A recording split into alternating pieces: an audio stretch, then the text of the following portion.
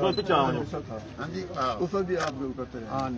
आपने भी तो मैंने सब कुछ पेपर वर्क किया हुआ था इसमें। हाँ जी रियल में 15 साल से पेपर वर्क करते रहे, 15 साल में से ये कुछ नहीं हो गया। मिनिस्टर साहब भी रह गए यहाँ पे, सब कुछ करते रहे।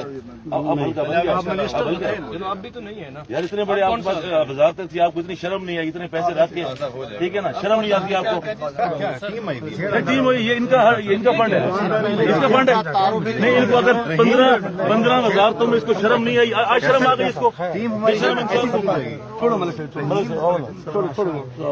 बेशरम आदमी, नॉनसेंस, बास्टर्ड, नो, जुत्तू, बेगैरत, भेड़ का कुत्ता कुत्ता, मातल चौक, भेड़ को तो उन्हें तुम समझ नहीं आई, चले गरीबों से बाल उड़ते पैन, भेड़ को चले प्यू दा फंड मातल चौक कंजर, जीवन लगी बजे, मैं पैसे नहीं ना 43 करोड़, मैं काम करा मैंने, इधर प्यू कराऊं ने, टीम की जुलत वापस नहीं बजे, मैं तो बात करना था ना, भेड़ का पीता,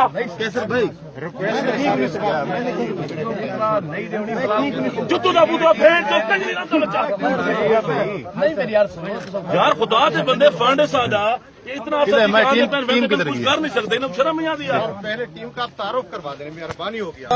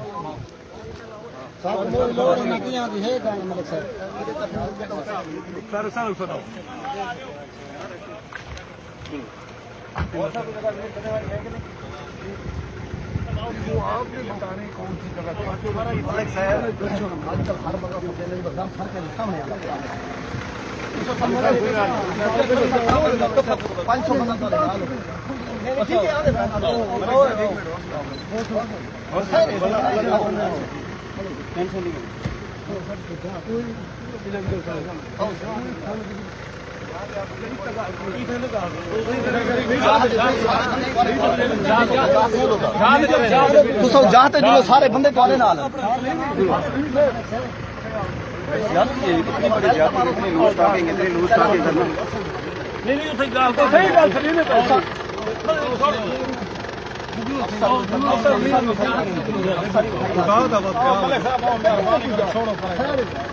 इस वक्त हम दरिया सिंध के बंद के ऊपर हैं और अहमद अली ओलग साहब हमारे सामने मौजूद हैं। हाँ, ये पेपर है मजदूरी, एक मिनट है, ये पेपर है मजदूरी से डायरेक्टर है, सही ये चेक करें। ये दरखास्त एप्लीकेशन मिल गई, मुझे पता है जी, सारा पता है।